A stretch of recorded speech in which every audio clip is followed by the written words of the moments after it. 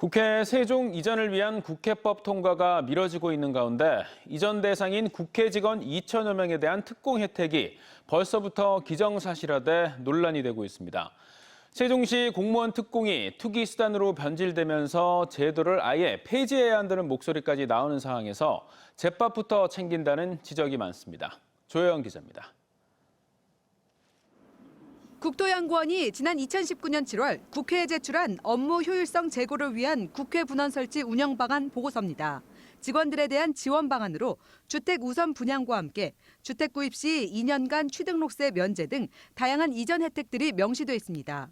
국회의사당을 세종으로 옮기는 데 필요한 예산 등을 검토한 연구 결과로 이 제안에 따를 경우 국회 사무처와 도서관 직원 등 최대 2천여 명이 특공 혜택을 받을 수 있습니다.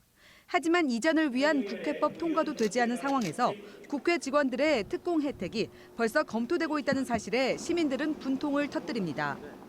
특공제도의 허점이 여기저기서 막 드러나고 있는 상황에서 법이 통과되기 전부터 특공 얘기부터 막 나오는 거는 좀 황당하고.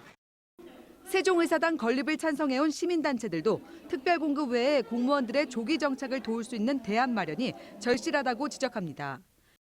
정기요건 개선과 관련된 좀 종합적인 좀 대책을 강구를 하면서 이 특공의 개선책까지도 좀 보완을 했으면 좋겠습니다.